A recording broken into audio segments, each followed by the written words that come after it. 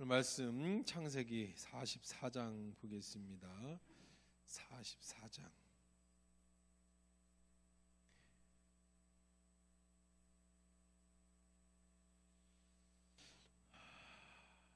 우리 1절에서부터 13절까지 말씀 이어봅니다. 44장 1절부터 읽을게요. 요셉이 그의 집 청지기에게 명하여 이르되 양식을 각자의 자루에 운반할 수 있을 만큼 채우고 각자의 돈을 그 자루에 넣고 또 내 잔 곧 은잔을 그 청년의 자루 아귀에 넣고 그 양식값 돈도 함께 넣으라 하매 그가 요셉의 명령대로 하고 아침이 밝을 때 사람들과 그들의 나귀들을 보내니라. 그들이 성읍에서 나가 멀리 가기 전에 요셉이 청지기에게 이르되 일어나 그 사람들의 뒤를 따라가서 그들에게 이르기를 너희가 어찌하여 선을 악으로 갚느냐. 이것은 내 주인이 가지고 마시며 늘 점치는 데 쓰는 것이 아니냐. 너희가 이같이 하니 악하도다 하라. 청지기가 그들에게 따라가서 그대로 말하니 그들이 그에게 대답하되 내 주여 어찌 이렇게 말씀하시나이까. 당신의 종들의 이런 일은 결단코 아니하니이다. 우리 자루에 있던 돈도 우리가 가나안 땅에서부터 당신에게로 가져왔거늘 우리가 어찌 당신의 주인의 집에서 은금을 도둑질하리이까. 당신의 종들 중에 누구에게서 발견되든지 그는 죽을 것이요 우리는 그 내 주의 종들이 되리이다. 그가 이르되 그러면 너희의 말과 같이 하리라. 그것이 누구에게서든지 발견되면 그는 내게 종이 될 것이요 너희는 죄가 없으리라. 그들이 각각 급히 자루를 땅에 내려놓고 자루를 각각 푸니 그가 나이 많은 자에게서부터 시작하여 나이 적은 자에게까지 조사하게 하매 그 잔이 베냐민의 자루에서 발견된지라. 그들이 옷을 찢고 각기 짐을 나귀에 싣고 성으로 돌아가니라. 아멘. 주신 하나님 감사합니다. 시간에 말씀 들을 때에 주께서 우리 귀를 열어주시고 은혜를 베풀어 주옵소서. 예수님의 이름으로 기도합니다. 아멘. 요셉과 그의 형제들이 이제 만났죠. 만나서 상봉을 지난주 했습니다. 드디어 자기의 친동생 베냐민을 만났습니다. 얼마나 기뻤을까. 그래서 이제 얼마나 복받치든지 감정이 가서 찾아가서 울 곳을 찾아서 울고 돌아왔어요. 그리고 이제 그들에게 먹을 것을 다 주고 이제 때가 돼서 이제 집에 돌아갈 때가 됩니다. 그래서 베냐민은 특별히 다른 형제들보다 5배나 많이 줬다. 그리고 그렇게 먹고 마시고 그리고 이제 갈 길을 이제 집으로 떠나게 됩니다. 자, 우리가 지난주에도 말씀드렸지만 이제 요셉과 형제들의 만남에서는 좀 제가 벗을게요. 더워, 그죠? 아이고, 37도 오늘 올라가네. 37도. 37도에 어떻게 사람이 살 수 있는 건데? 37도. 근데 남미 저 선교 가니까 42도 올라가더라고요. 야, 네, 37도. 근데 동남아는 37도래도 그늘에 가면 시원한데 우리나라는 37도. 참 정말 찜통 더위 같아. 참 우리가 이렇게 견디는 것도 참 감사해요. 자, 어쨌든 그래서 이제 집으로 돌아가는데 이제 지난번에 말씀드렸었습니다. 이제 이 뒤로 보는 것은 2가지만 보면 된다고 그랬어요. 뭐와 뭐를 봐라? 이제 요셉과 형제들의 화해. 특별히 그냥 용서되는 건 아니에요. 아니, 여러분들 말씀드렸지만 용서에 대한 얘기 우리가 계속해서 주제를 가지고 말씀을 드립니다. 누구를 용서한다. 용서할 때는요, 그 사람과 문제가 해결될 때 용서가 되는 거예요. 그렇지 않겠습니까? 내가 그 사람을 용서하려면 그 사람과의 문제의 관계가 해결돼야 돼. 어떤 방법이 되든.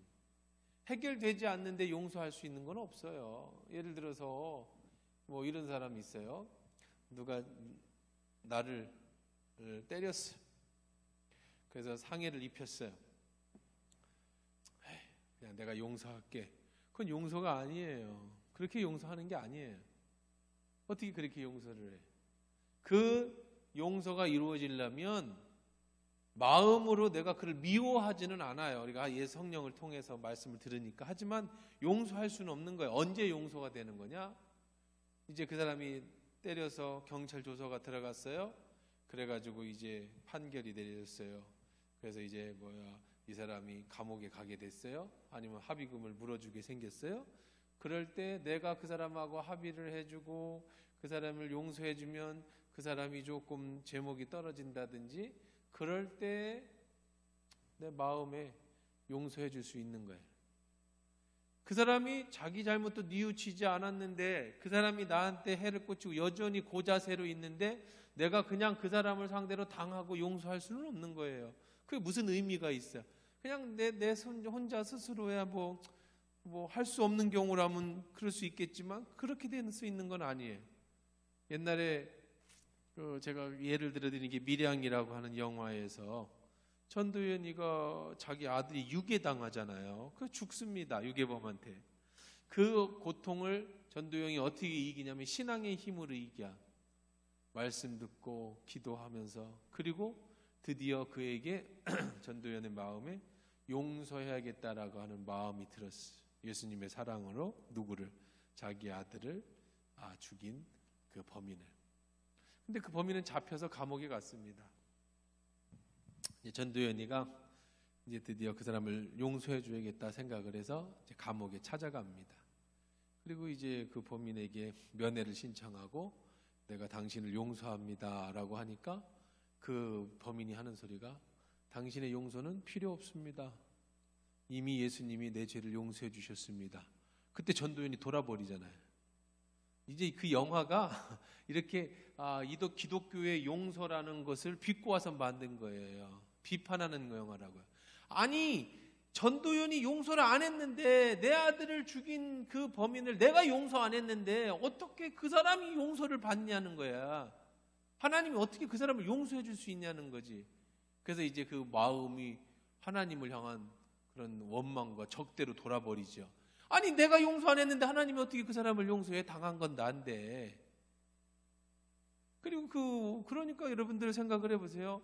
그 세상 사람들이 용서를, 기독교적 용서를 기독교인들도 잘못 오해를 하고 우리 그들도 잘못 용서를 오해를 하는 거예요. 내가 힘이 없는데 상대를 용서한 건 비굴한 거예요. 어떻게 용서를 합니까? 그 사람이 잘못을 빌 때 내가 용서해 줄 수 있는 거지. 안 비는데 내가 어떻게 용서가 돼? 그러면 끝까지 안 빌면 어떻게 합니까? 내 마음에 가지고 하나님 앞에 가지고 나가서 하나님 앞에 해결하는 것 뿐이에요. 그 사람을 용서해 줄 수 있는 건 아니에요. 그 문제의 책임은 하나님이 해결하실 거예요. 굉장히 중요한 거예요. 용서라는 거는 그냥 비굴한 거죠. 하나님 어떻게 그러니까 그 전도연의 영화에서는 잘못됐어요. 그 살인범은 그렇게 얘기할 수 있는 게 아니에요. 내가 정말로 하나님의 용서를 받았다면 누구한테 먼저 용서를 빌어야 돼? 전도연한테 빌어야죠. 그의 용서를 받고 하나님 앞에 용서를 받는 거지. 내가 사람을 했는데 어떻게 그 사람과의 관계는 안 하고 하나님 앞에 가서 용서를 빌어요? 예수님도 너희 중에 예물을 가지고 큰 돈을 가지고 헌금하러 왔어요. 기도하러 왔는데 하나님은 안 받으신대요. 왜 안 받느냐? 너 친구하고 와서 화해하고 잘못한 거 빌고 와라. 그러면 그 재물을 거기다 놓고 또 가져가면 마음 변할 수 있으니까 놓고 가서 친구랑 화해하고 돌아와서 예물을 드리면 어떻게 한다? 받으신다. 이사야의 말씀에서도 네가 그렇게 기도해도 듣지 않으신다 그랬어. 왜? 네 손에 피가 가득함이라. 내가 다른 사람을 해코지하고 하나님 앞에 와서 예물을 가지고 와서 기도하고 하나님 들으시지 않는다는 거예요. 이런 용서는 잘못된 용서죠. 자, 그렇다면 용서라는 개념을 잘 알아야 되는 거예요. 그러면 요셉의 용서, 자, 요셉이 누구를 용서해야 돼요? 형제를 용서해야죠. 형들을. 어떻게 해서 자기한테 자기를 죽이려고 했잖아요. 나중에 어떻게 했어요? 자기를 노예로 팔아버렸잖아요. 하나님 은혜로 요셉이 총리가 됐지만, 하나님 은혜로 요셉이 총리가 된 건 맞지만, 내가 총리가 됐다고 해서 형들을 그냥 용서해 줄 수 있는 건 아니에요. 첫째, 형들이 뭘 해야 돼요? 사죄를 해야죠. 누구에게? 요셉에게. 나를 해코지 한 사람이, 그 사람이 나한테 와서 사죄를 할 때 내가 진심으로 예수의 사랑으로 안아주고 용서해 줄 수 있는 거예요. 그래서 풀 수 있는 거예요. 사죄를 안 하는데 어떻게 용서를 해줘? 그러면 그 사람이 사죄 안 하면 끝까지 마음의 원한을 먹고 살아야 됩니까? 하나님하고 풀어야 돼. 그럼 하나님이 알아서 갚아주실 거니까. 어쩔 수 없잖아, 그 부분에 대해서는. 그래서 제자훈련 받을 때 그런 얘기를 하거든요. 그럼 가끔 여러분들 뉴스에 보면 그런 얘기 들은 거 있을 거예요. 그 사람들이 제자훈련을 받아서 그런 건지 어쩐 건지 모르겠지만, 어렸을 때 가게에서 빵 훔쳐먹은 거 나중에 2,000원어치 훔쳐먹었는데 20만 원 가지고 가게 주인을 찾아가서 내가 그때 잘못했습니다, 뭐 이렇게 했다는 얘기. 옛날에 내가 잘못한 걸 나중에 찾아가서 배상을 했다는 얘기 가끔 신문에 나오고 뉴스에 나오는데, 그게 그 사람이 뭐 제자훈련을 받거나 하나님 말씀을 제대로 들어서 그렇게 했는지는 모르겠지만, 뭐 어떤 살면서 어떤 충격적인 걸로 마음의 변화가 있었는지 모르지만, 반드시 여러분도 마찬가지예요. 당하는 입장만 생각하지 마세요. 여러분이 잘못한 입장도 생각하셔요. 누구에겐가 상처를 주고 잘못한 게 나중에 떠오르거든. 시간이 지났고 지금 꺼내는 게 미안해도 반드시 찾아가서 사죄를 하고 그 사람의 용서를 구해야 돼. 그것이 우리들이 신앙인이지, 하나님이 용서해 줬다고 사람은 먼저 사람과의 관계를 회복하고 하나님 관계를 회복하는 거지, 사람은 뭐 지멋대로 다 나쁜 짓 해놓고 하나님이 용서해 주면 나는 꽤 거룩해진다? 그러면은 하나님의 질서가 뭐 완전히 무너지는 거죠. 사람 죽여놓고 하나님 용서해, 그거 똑같은 거 아니야? 아까 영화에서처럼. 그럼 요셉의 형들이, 요셉이 물론 총리가 됐지만 형들을 용서하려면 먼저 사죄해야 돼. 사죄. 그 다음에 두 번째는 뭐 해야 돼요? 총리 요셉이 되면은 진짜 이 사죄인가 진짜인지 아닌지 검증해야 됩니다. 이게 가짜로 사죄한 총리가 됐으니까 죽이지 말아주세요, 잘못됐어요 인지, 아니면 진짜 그 잘못을 깨닫고 용서한 것인지 검증을 해봐야죠. 그 다음에 이게 확실하면 그때 요셉은 어떻게 해야 돼요? 형들을 용서해야 되는 거예요. 그래서 두 가지, 형들의 용서에 대한, 요셉의 용서에 대한 얘기가 뒤에 나오는 걸 계속 우리가 보는. 두 번째는 아버지의 편애에 대한 그 이야기가 계속해서 이제 나오는 거죠. 어떻게 하나님 그래서 지난번에 편애에 대해서만큼은 야곱이 베냐민을 보내지 않습니까? 죽으면 죽으리라 하면서 보내는 그런 장면이 나옵니다. 자, 그럼 오늘도 이제 이런 거를 머릿속에 두고 오늘 본문으로 들어가면, 이제 요셉이 시험을 합니다. 무슨 시험을 하는 거죠? 검증하는 거죠. 검증. 자, 무슨 검증을 할까요? 요셉을 팔아먹었던 형이 지금도 형제들 간에 우애가 있는지를 계속 시험하고 있어요. 그 중에 특별히 누구에 대한 검증을 하고 있느냐면 베냐민에 대한. 왜요? 요셉과 베냐민이 똑같아. 그치? 엄마가 똑같고 요셉을 죽이려고 했으니까 형들이 베냐민도 죽이려고 할지도 모르잖아요. 그러니까 그때 요셉을 팔아먹던 그 형들의 지금 베냐민을 바라보는 마음은 어떨까? 그 베냐민을 그렇게 미워하고 시기하고 있지는 않은가? 이런 것들을 요셉은 지금 검증하고 있어요.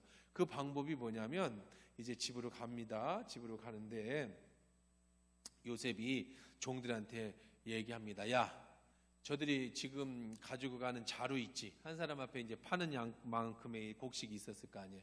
그래서 다 내리고 온 거 아닙니까? 거기다 이제 돈을 가지고 왔을 거 아니에요. 그 자루에, 곡식 자루에다가, 한 자루에다가 돈과 또 점치는 은잔. 이 점치는 은잔이 뭐냐면 요셉이 점을 쳤다라는 게 아니라 그 당시에 그 사람들은, 이집트 사람들은 점을 쳤다, 은잔으로 어떻게 쳤는지 하여간 그래서 그 점치는 은잔을 거기다 넣어라. 지금 누구네 집에서 밥 먹었어요? 요셉네 집에 초대해가지고 밥 먹었잖아요. 그러니까 쉽게 요셉이 없는 사이에 왔다 갔다 하면서 가져갈 수 있다라고 하는 정황이 있는 거예요. 그래서 이제 누명을 씌우는 거죠. 누구에게 누명을 씌워요? 베냐민에게. 이제 그 총각 있지, 아까 그 청년 마지막에 앉은 청년, 네, 거기다 집어넣어라. 근데 집어넣고 이제 형들은 기쁜 마음으로, 야, 이제 아버지한테 할 말이 생겼다, 그렇죠? 시므온도 풀려났고 또 베냐민도 안전하고, 갔다가 요셉 총리네 집에서 대접도 잘 받고 이제 더 많이 얻어가지고 룰루랄라 좋아가지고 가고 있는데 계속 가라. 이제 군인이 쫓아옵니다. 무슨 일이십니까? 왜 그러시는데? 했더니 너희가 은혜를 악으로 갚냐? 무슨 말씀이신지요? 너희들이 내 돈도 훔쳐가고, 그리고 더 그 돈도 돈이지만, 아니 우리 총리님의 그 은잔을 훔쳐가? 그게 무슨 말입니까? 그런 일 없습니다.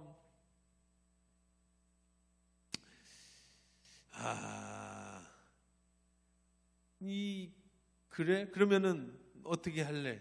자, 만약에 누구든지 이 돈을 훔친 사람이 발견되면 어떤 자루에서든지 그 사람을 죽이십시오. 그러니까 형제들은 절대 그럴 일이 없다라는 거죠. 우리는 결백합니다. 죽여도 좋습니다. 오해입니다. 좋아. 근데 우리 대장님 말씀이, 총리님 말씀이, 죽일 건 없고 그 발견되는 사람만 종으로 삼겠다. 열어봐. 그래서 큰 르우벤부터 열기 시작합니다. 르우벤 열어, 시므온 열어, 레위 열어, 유다 열어, 단 열어, 납달리 열어, 탁착착착착 여는데 없잖아요. 다행이다. 마지막에 베냐민 자루를 탁 열었더니 거기에 그 모든 것이 다 나왔어. 자, 어떻게 했을까요? 13절에 보니까 그들이 옷을 찢고 각 짐을 나귀에 싣고 성으로 다 같이 이제 끌려서 성으로 돌아가는 거야. 다시 다 챙겨갖고 집으로 못 가고 어디로 가요? 성으로, 이집트 성으로 이제 돌아가게 됩니다. 자, 그러면 여기서 보면 9절에서 보세요. 당신의 종들 중 누구에게서 발견되든지 그는 죽일 것이요. 이렇게 지금 그렇게 얘기하는 거는 어떤 의미 같아요? 자, 형들이 한 목소리로 그 누구를 발견돼도 죽여도 좋습니다 라고 얘기를 했단 말이에요. 그 얘기는 지난 20년 동안 형들은 어떻게 살았다고? 형제들은 서로 믿음 갖고 살았다는 거예요. 한 명도 그럴 사람이 우리 식구는 없다. 그걸로 어느 정도 검증이 되네, 그렇죠? 조금씩은 검증되네. 형제들이 미워했고 시기하고 질투하고 서로 못 믿었으면 의심했을 수 있잖아요. 뭐야, 시므온 제 손버릇이 나쁜데 여기서 또 그런 거야? 아니면은 뭐 자기들끼리 싸웠다면 레위 형이 요즘 행동하는 게 이상한데 그 레위 형이 우리를 깨트리려고 이렇게 한 거 아니야? 뭐 이렇게 했었을 텐데 그들은 한 마음으로 절대 우리는 그럴 사람이 없습니다. 죽여도 좋습니다라고 하는 형제를 지난 20년 동안 가지고 있었다. 자, 두 번째, 누구만 잡아간다고 그랬어요? 그 은잔과 돈이 나온 사람만 잡아간다고 그랬잖아요. 그럼 누구한테 나왔습니까? 결정적으로 그거죠. 베냐민에게 나왔으니까 누구만 잡아가면 돼? 베냐민만 잡아가면 돼. 근데 만약에 형제가 없으면 어떻게 했을까? 시므온 지난번에 잡혀 있었던지, 베냐민 너 거기서 기다려, 우리가 아버지한테 갔다가 다시 어떻게 해결하러 다시 올게 라고 할 수 있잖아. 괜히 다 갔다가 다 죽을 수 있잖아. 어떤 게 나아요? 그럼 11명이 갔어요. 11명이 갔는데 한 명 자루에서 그게 나왔단 말이에요. 그래서 한 명만 잡아가겠다, 종으로 삼겠다. 그러면 여러분들은 어떻게 선택해야 돼? 다 가야 돼? 아니면 걔만 우선 보내고 나중에 집에 가서 해결책을 찾아야 돼? 여러분들은 어떻게 할래? 다 갈 거예요? 우리 식구 다? 아버지 다 있고 삼촌 다 있고 식구들 다 있는데 다 같이 죽으러 가? 아니면은 지금 이런 일이 어떻게 됐든지 베냐민아 이거는 모르겠다만 네가 진짜로 안 넣었다는 건 우리는 인정해. 그런데 어떻게 되는지 모르잖아. 가 있어. 어떻게든지 해결책 찾아갖고 너 데리러 갈게. 그렇게 하겠어요? 아니면 다 가겠어요? 일반적으로 어떻게 할까요? 어떤 게 지혜로워요? 보내는 게 지혜롭잖아. 다 가서 다 죽으러 갈 수는 없잖아. 다 종이 되면 아버지는 어떻게 할 거야? 집에 온 아버지. 그리고 형제들이 우애가 없다면 제가 진짜로 넣는지 안 넣는지 어떻게 알아? 그리고 진짜로 너 제가 넣은 거 왜 나까지 가서 종이 되거나 내가 죽어? 그럴 수 없잖아. 이거 해결책이 이게 아니잖아.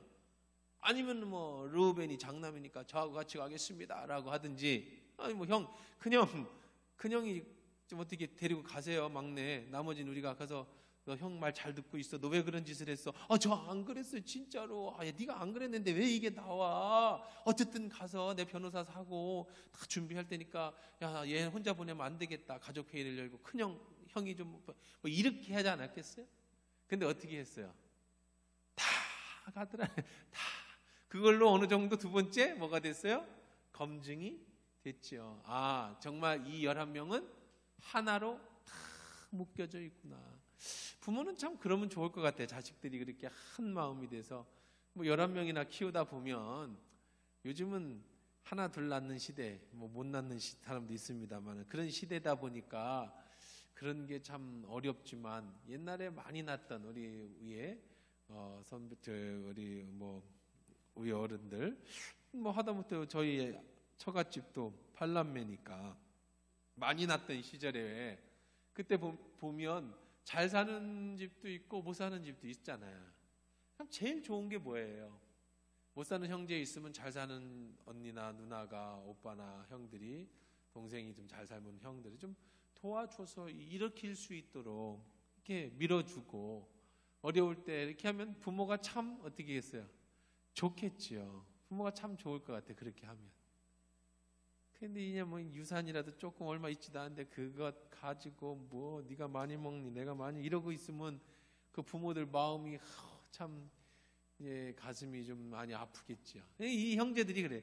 11명의 형제가 있었는데 이제 하나가, 막내가 그렇게 되니까 우리 다 같이 가자. 다 이제 나기 싫고 성으로 떠날 때만 해도 의기양양해서 이제 르우벤, 유다 뭐 이런 사람들이 이제 아버지한테 가서 할 일이 생겼다. 르우벤 뭐라 그랬어? 내 아들들을 죽이십시오. 막 그렇게 막 호언장담했고, 유다는 제가 모든 상속이나 다 포기하고 다 쫓겨나는 한 있더라도 제가 반드시 베냐민 데리고 오겠습니다. 막 그래서 르우벤 말은 믿지도 않았지만 유다 말을 듣고 야곱이 보냈잖아요.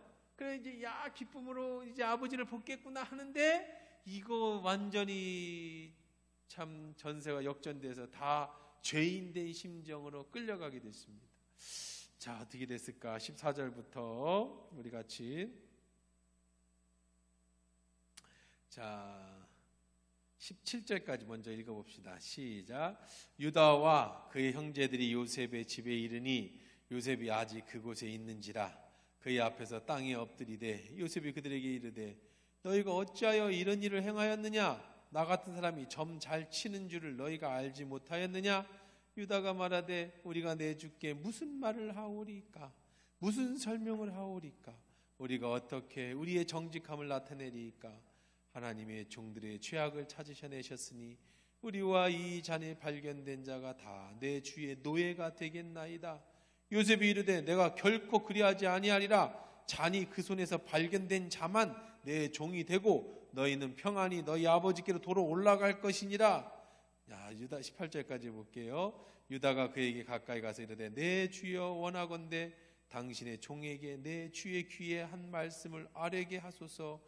주의 종에게 노하지 마소서. 주는 바로와 같으심이니이다. 자, 이제 끌려왔어요. 요셉이 화를 냅니다. 연기를 하는 거죠. 야, 이놈들아, 내가 매일 점칠 줄 몰랐냐? 그 잔 가지고 가면 바로 걸릴 줄 몰랐어? 그러면 원래는 르우벤이 나서야잖아요. 큰형이니까. 이 장자라고 하는 것이 여러분들 그렇게 쉽게 생각하면 안 돼요. 왜냐하면 그 유대 민족에게서 장자는 전부예요, 전부. 그래서 장자의 명분을 야곱이 팥죽 한 그릇에 팔아먹고 사고 막 이렇게 뭐 스토리가 펼쳐지잖아요. 장자는 재산의 반을 가질 권리가 있고 아버지와 어머니를 책임지고 그 자식들의 모든 것들을 관리 감독할 모든 책임이 장자에게 있어요. 그 장자가 누군데? 루벤인데 루벤 안 나와. 성격적으로 좀 모자랐든지 아니면 사람이 좀 부족했든지 아니면 장자의 권한이 다 박탈당했든지. 그래서 명실상부한 장자 누구로 바뀌어요? 유다로 바뀌잖아요. 하나님의 역사는 참 신기해요. 그 분명히 야곱이 동생이었는데 야곱 동생이 형 에서를 누르고 장자가 돼서, 이 장자가 왜 중요하냐? 정적으로 중요한 건 예수의 족보에 들기 때문에 그래. 씨의 족보에. 근데 야곱이 족보에 들었던 것도 신기하지만 르우벤이 아닌 누가? 유다가 그 장자의 역할을 또 들어가요. 장자가 태어난 순서가 아니더라. 그럼 오늘날도 마찬가지예요, 여러분. 예수님도 그런 비유를 하셨잖아요. 포도밭에 사람을 구하러 가는데 새벽에 가서 사람을 구하고 9시에 가고 12시에 가고 2시에 가고, 자 그렇게 해서 갔더니 나중에 가니까 똑같이 주더라. 그러니까 먼저 온 사람들이 화내잖아요. 아니 왜 우리는 일찍 왔는데 우리는 똑같이 줍니까? 그때 예수님 하신 말씀이 뭐예요? 먼저 된 자가 나중되고 나중된 자가 먼저 되는 자도 있을 것이다. 하나님의 선택은 어떤 좋은 집안에서 사람을 뽑는 것도 아니고 잘난 사람을 뽑는 것도 아니고 또 먼저 뽑았다고 그가 하나님 앞에 쓰임 받는 것도 아니에요. 하나님은 하나님이 원하시는 사람을 하나님이 원하시는 방법대로 사용해서 쓰시더라. 참 유다가, 그래서 그때부터 지금까지 르우벤이 이제 자기 서모를 강간한 이후로 실질적인 장자는 뭐 레위도 아니고 시므온도 아니고 유다가 일을 합니다. 뿐만 아니라 이제 모든 일에 앞장서는 건 누가 앞장서요? 유다가 앞장서요. 아버지도 누구 말을 들어요? 유다의 말을 듣죠. 여기서도 르우벤이 아니라 누가 변명을 해? 유다가 대표성을 띱니다. 유다가 말합니다. 자, 무슨 말을 하오리까? 자, 무슨 설명을 하오리까? 우리가 어떻게 우리의 정직함을 나타내리까? 하나님의 종들이 죄악을 찾아내셨으니 이 잔이 발견된 자가 다 내 주의 노예가 되겠습니다. 자, 하나님이 뭐 하셨습니다? 하나님이 뭐라고 그랬었어요? 하나님이 종들의 죄악을 어떻게 하셨어요? 찾아내셨다.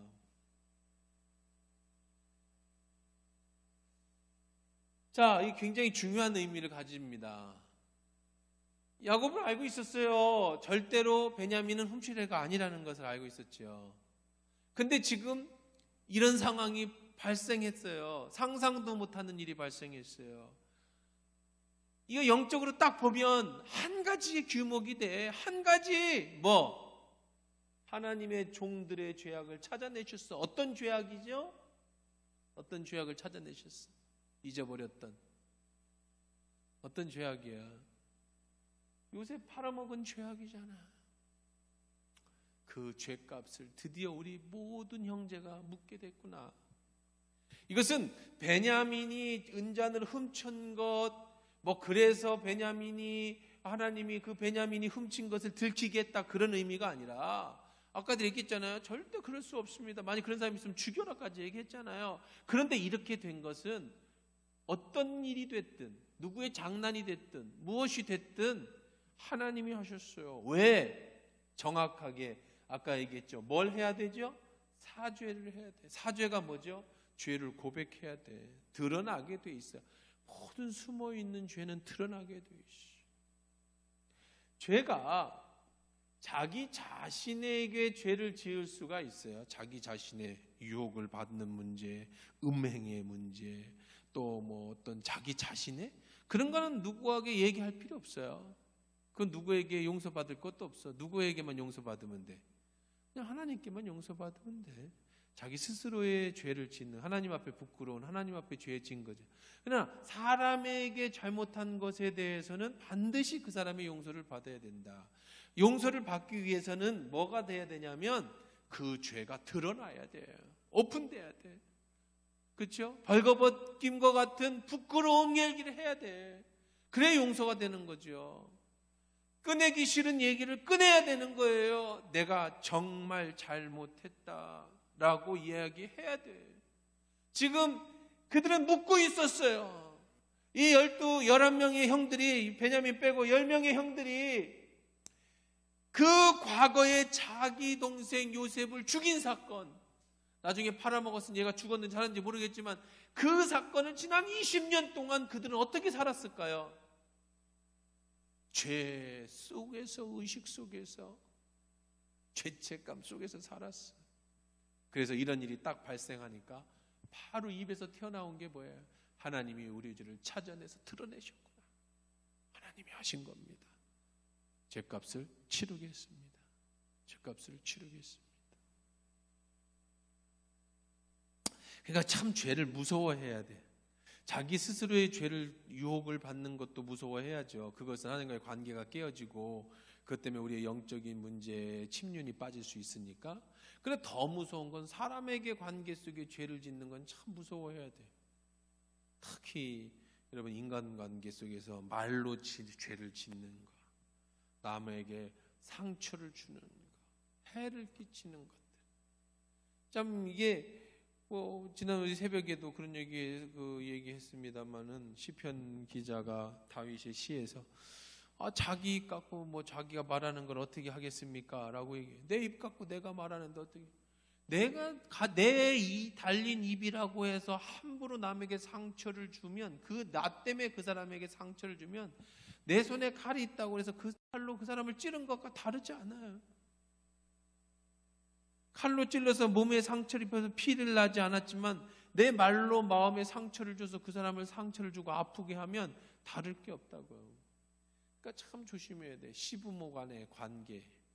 우리나라의 시금치도 싫어하고 하여간 시자 들어가면 이런 것들 이러면 참 내가 시부모 입장에 대해서 며느리한테 주는 상처, 내가 갑질이죠. 내가 높은 위치에 있으니까 내 높은 위치에서 그 사람의 감정하고 상관없이 함부로 말을 해서 그 사람을 상처를 주는 것.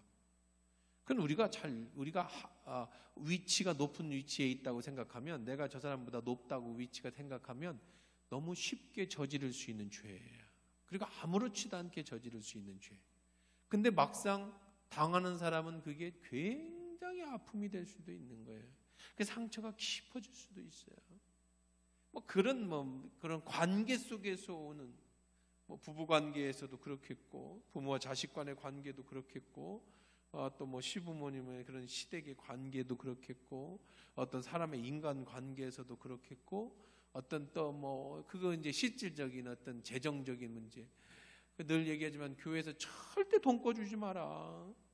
절대 보증서 주지 마. 요즘 보증이라는 게 없어서 그렇죠? 난 그게 너무나도 이 나라의 참 축복인 것 같아. 옛날에 잘 나가다 망하면 뭐 때문에 망했대? 아버지 보증 잘못 써서 망했대. 그 단골 레파토리 아니야? 단골 레파토리. 보증 잘못 써주면 잘 나가다 하루아침에 망하는 거예요. 왜 남이 잘못한 걸 내가 망해? 보증 써줘요. 제가 옛날에 제 아내하고 연애를 하면서 결혼할 때 조건이 있어. 조건. 제 아내한테 절대로, 그 집 시댁이 8명이나 되잖아요. 8남매. 나는 네 형, 누나, 오빠 절대 보증 서는 건 내가 책임 못 지니까 보증 서면 안 된다라는 걸. 희한하지. 20살도 안 돼, 30살도 안 돼. 그런 사람이 뭘 그렇게 그런 거에 관심이 많았는지. 사모님하고 약속을 받았다. 아내한테. 절대 보증 서면 안 된다. 아버지 보증도 서줘서는 안 된다. 어머니 보증도 서줘서 안 된다. 물론 우리 집안에 그래가지고 망한 일은 없는데 왜 어릴 때부터 그게 그냥 내 머릿속에 꽉 차. 내 친구들에게 보증 서서 망한 사람들이 너무 많이 봐서 그런가 봐. 친구들이 맨날 잘 사다 잘 되다 망하면 아버지 보증 서서. 아주 친한 친구가 있는데 세상 친구라서 이제 좀 만나진 않았습니다만 옛날 고등학교 때 친구. 또 그 친구도 자세한 서울에서 잘 나갔대. 근데 촌에 왜 들어왔냐? 아버지 보증서 가지고 망해가지고 촌에 가서 남의 농사 져주고 좀 얻어먹고 사는 불쌍한 애를 봤거든요. 다 그런 거 보면서 한순간에 보증 잘못해서 망해. 그런 것 때문에 나타나는 어떤 죄. 그럼 참 요즘에는요, 뭐 그런 사람들이 이제 그런 게 많이 없어졌습니다만은, 내가 정말 사업이 망해서 나 때문에 주변 사람들 힘들게 하고 나는 신용불량자 되고, 그래서 나 혼자 이제 무슨 구제 신청하고 그러면 안 돼. 우리 믿는 사람들은요, 절대로 갚아줘야 돼. 법적으로 안 갚아줘도 돼도 여러분 누구에게 해를 끼치면 꼭 갚아주세요. 능력이 안 돼서 못 갚으면 어쩔 수 없지만, 여러분 돈이 저금할 돈 있으면 반드시 그 사람 갚아줘야 돼. 그게 기독교인, 그게 예수 믿는 사람이에요. 남의 그런 해를 다 끼쳐놓고, 남의 상처 다 줘놓고, 자기는 돈 딴 데 다 빼돌리고, 자기 신용불량자 됐으니까 이제 너는 안 갚아도 돼. 안 돼. 그거는 나쁜 짓이에요. 그 사람이 날 믿고 투자를 했다든지 나를 믿고 맡겨준 거잖아요. 이런 것들도 여러분 굉장히 조심해야 돼. 그러니까 되도록이면 보증 쓰지 마라. 되도록이면 남의 돈 이렇게 갖다 쓰지 마라. 사업하시는 분들이 만에 하나 그래서 했다면 최대한 갚으려고 노력해라. 못 갚으면 어쩔 수 없지. 그럼 어떻게 몸 팔아서 갚을 수도 없는 거니까. 그럴 수는 없지만 있다면 도의적 책임에서 꼭 갚아줘야 돼요. 꼭 마음에 가지고 이런 상처들, 이렇게 말뿐만 아니라 어떤 재정적인 문제, 누구에게 내가 큰 해를 끼친 거, 꼭 여러분 할 수 있는 한, 못하면 어쩔 수 없어요. 어떻게 하겠습니까? 마음으로만 가지고 있어야지. 그렇게 해야지. 안 그러고 그냥 넘어가고 하나님이 날 용서해 주신다? 그럼 안 돼요. 못 갚으니까 하나님 어쩔 수 없으니 갚을 수 있는 능력 주세요는 할 수 있지만, 그냥 그 사람은 나 몰라라 나 때문에 손해를 끼쳤는데 근데 나는 하나님, 그러면 절대로 안 되는 거예요. 복 안 주시 하나님이. 1억을 빚졌는데 못 갚으면 단돈 100만 원이라도 갚다 주면서 제가 힘이 없어서 그렇습니다. 내가 힘 닿는 데까지 하는 동안에 갚아드리겠습니다. 이런 마음하고, 나는 이제 신용불량 다 끝났고 저 사람하고 관계 다 끝나고 법원에서 면책채권 받았으니까 나는 상관없어 라는 거하고는, 이거는 전혀 다른 차원이니까 여러분, 이것도 우리 교회는 사업하시는 분들이 많이 없어요. 참 저는 코로나 시대에 교회들마다 많이 어려워. 사업하시는 분도 어렵고, 근데 우리 교회는 어렵지만 사업하는 사람들이 별로 없어. 다 직장 다니는 사람들이 태반이야. 잘리지만 않으면 월급은 나오니까 잘 먹고 살더라고. 걱정 없이. 난 그게 참 감사해. 옛날 잘 나갈 때는 사업하는 사람들이 많은 교회들은 일도 크게 하고 건축도 크게 하고 뭐든지 다 하잖아요. 사업가들이 많으니까. 근데 그런 사람들이 망하면 또 이게 지금 교회가 휘청휘청 하더라고. 근데 우리는 그런 사람도 없지만 또 망하는 사람도 별로 없어. 다 힘든 서민들이라, 월급 받아서 살아가는 서민들이라 그렇기는 해. 그러니까 크게 그런 것들이 적용하진 건 없지만, 그래도 여러분 만에 하나 혹시라도 그런 것이 있다면 내가 당할 수도 있고 내가 해를 끼칠 수도 있는 거예요. 그러나 우리가 늘 코람데오, 하나님이 나를 지켜보고 계시다.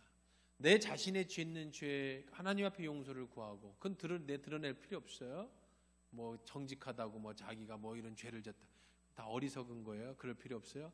다른 사람에게 지은 죄는 반드시 사죄하고 최대한으로 그래서 갚아야 한다.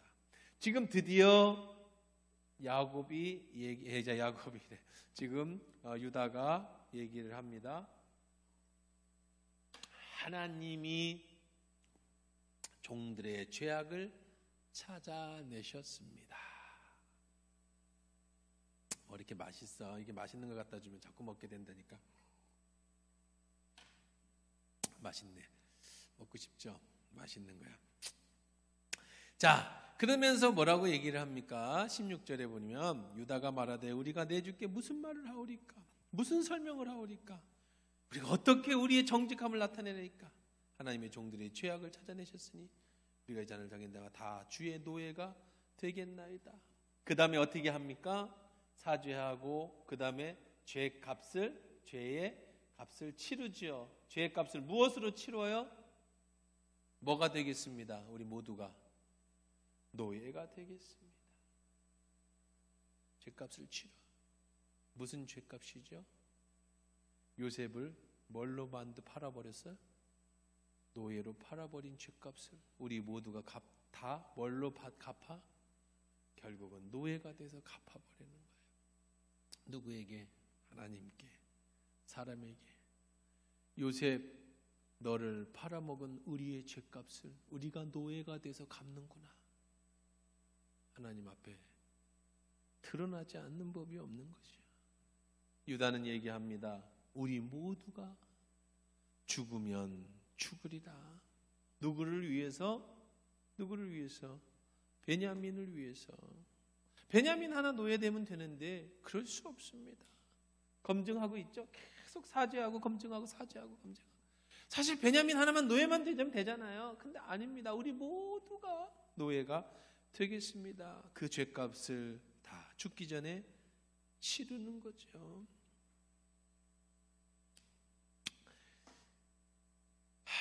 마태복음 10장 39절에도 죽으면 네가 살겠다. 살고자 하면 죽게 될 것이다. 시간 없으니까 다 찾지 말고 에스더 4장 6절에도 뭐라고 그랬어요? 에스더가 내가 죽으면 죽으리라. 유다가 결단합니다. 우리 모두가 다 뭐가 되겠습니다? 노예가 되겠습니다. 요셉이 말합니다. 그럴 필요 없다. 잔이 발견된 그 사람만 노예가 되고 너희들 다 아버지한테 가. 자, 유다가 이르되 내 주여 원하건대 당신의 종에게 내 주의 귀한 말씀을 아뢰게 하소서. 주의 종에게 노하지 마소서. 주는 바로와 같으심이니이다. 자, 요셉이 변명을 하기 시작합니다. 요셉이 변명을 합니다. 자, 요셉이 변명하는 게 유다가 변명을 하죠. 그런데 이 유다의 이 변명, 유다의 이 설득이 기가 막혀요. 아주 하나님이 유다에게 지혜를 주셔서 요셉의 마음을 싹 변화시킬 만큼의 기가 막힌 설득을 하고 있어요. 그걸 하게 되면 10시가 넘어가니까 그건 다음 주에 우리 하도록 그렇게 그걸 다 풀어주면 이 요셉의 이제 유다의 그 호소, 그냥 이건 누가 들어도 용서해 줄 수밖에 없는 이런 하나님이 주시는 이 말의 언변의 기술, 그래서 우리 어떻게 했을까? 이 놀라운 이 얘기를 듣고 요셉이 울컥해버리고 그냥 형들이요 이렇게 해버리거든요. 도대체 유다 어이구 이 사람 어떻게 말했지? 궁금해요. 다음 주에 또 여러분이 기대감을 가지고 오니까. 자, 오늘 말씀 정리해 보십시다. 여기까지. 자, 어쨌든 요셉은 그들의 사죄와 검증을 계속 해보고 있습니다. 자, 근데 우리가 오늘 말씀의 핵심은 뭐예요? 하나님의 종들의 죄악을 찾아내신, 반드시 하나님은 어떻게 하신다? 죄값을 갚게 하시는 분이시다. 죄는 숨길 수가 없어. 눈이 올 때 바둑이가 쌓아놓은 똥을 눈이 싹 덮어놓지만 봄이 되면 눈이 싹 녹으면 다시 다 드러나는 것처럼 우리가 하나님 앞에든 사람 앞에든 지었던 죄악은 지금 내가 아무 일도 없는 것처럼 다 덮어놓지만 이것이 어느 순간에 다 드러나게 돼 있어요. 최근에 세상에 이런 일을 잠깐 지나가다가 뭐 전체 내용을 본 건 아닙니다만은 봤는데 이런 내용이 나오더라고요. 모르겠어요. 이제 제가 텔레비를 뭐 보는 게 아니고 막 돌리면서 이렇게 심심하면 막 돌려다가 보다가 그러니까 언제적 반영한 건지는 모르지만 옛날 재방송 중에 어떤 건지 아니면 최신 건지 어떤 여자가 있는데 햇빛만 보면 얼굴이 빨개지면서 너무 아픈 거예요.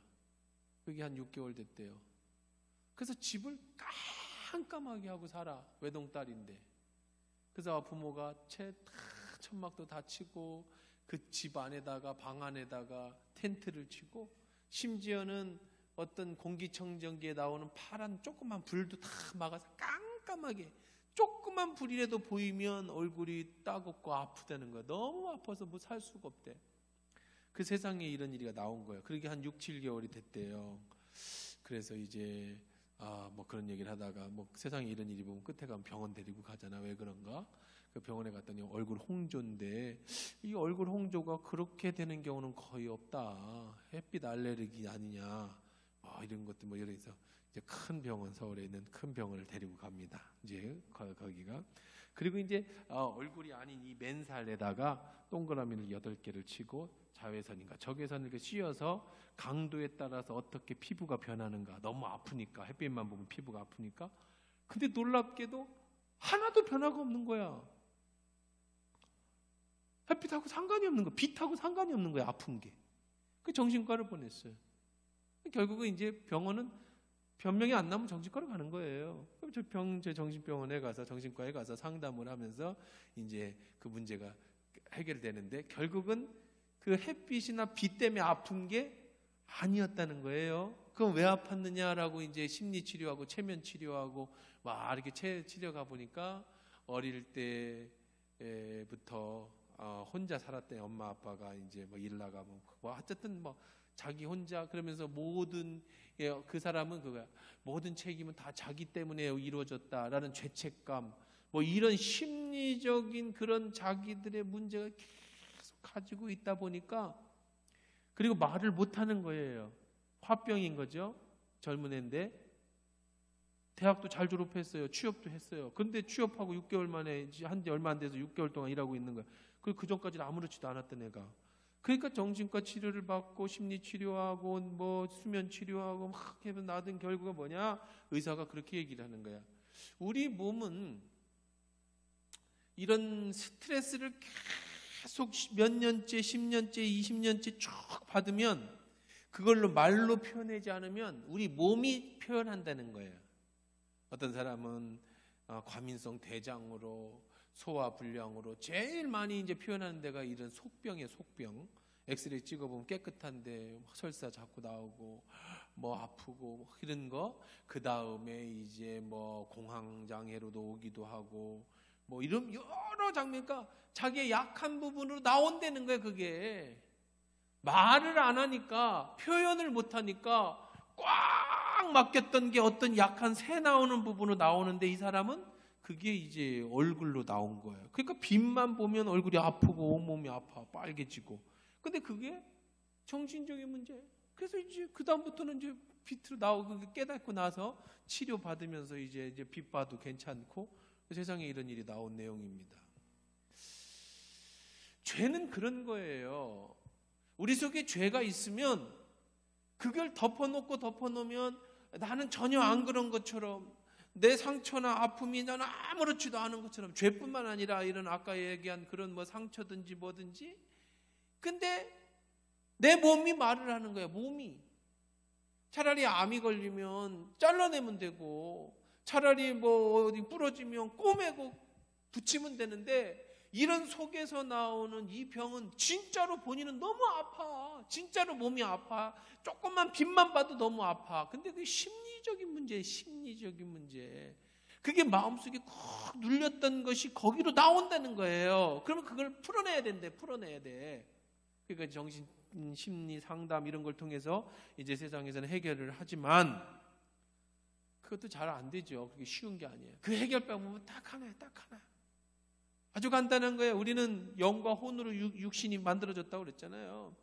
그 문제 해결은 예수 그리스도 앞에 나와서 정말로 그분께, 사람한테 보여줄 필요 없어요. 하나님께 나와서 죄면 죄의 문제를 하나님과 해결하고, 사람과의 죄의 문제면 사죄를 하고, 누가 나한테 준 상처 때문에 내가 마음에 있다면 그 사람이 나한테 사죄하지 않는다면 그 문제를 누구하고 푸냐? 하나님하고 풀으라는 거예요. 이 사람이 사죄해야 용서를 해준다는데 그 사람이 나한테 사죄하지 않잖아요. 그러면 그 용서가 안 되지. 그러면 여전히 나는 그 죄 속에 있는 거야. 그 아픔 속에 있는 거야. 이걸 어떻게 해결하느냐? 사람이 오질 않는데 하나님 앞에 가는 거예요.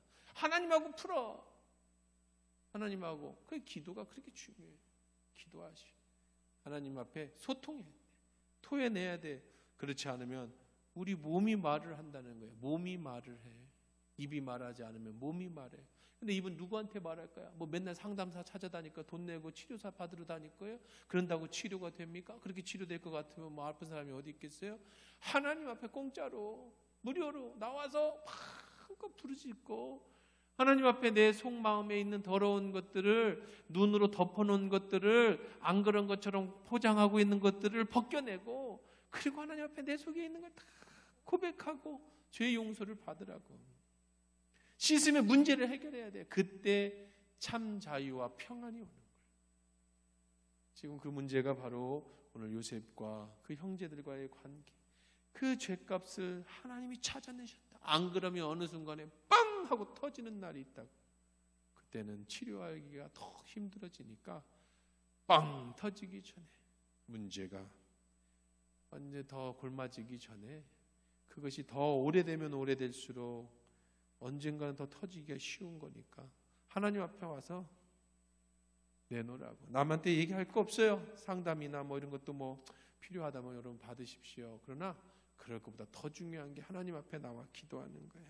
하나님이 그 문제를 해결해 주시고 치료해 주시고 역사해 주시는 것처럼, 오늘도 이 오늘 말씀을 통해서 우리가 용서에 대한 이야기를 함께 나눴습니다. 이 시간에 우리 아침에서 함심에서 기도할 텐데, 이 시간에 여러분 이 말씀을 들으면서 내 속에 옹골해진 것들이나 정말 오래된 그런 아픔들이 기억나는 것들이나 이것들이 있다면, 그것이 바로 지금 하나님이 치료하시고자 여러분의 덮여뒀던 눈들을 치우시는 작은 그런 일들입니다. 시작입니다.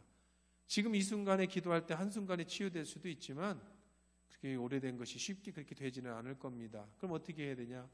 자주 하나님 앞에 나와서 이 문제를 덮지 말고 숨기지 말고 아닌 것처럼 자꾸만 뒤로다 감추지 말고 끄집어내십시오. 사람에게 하지 말고 하나님께 하세요.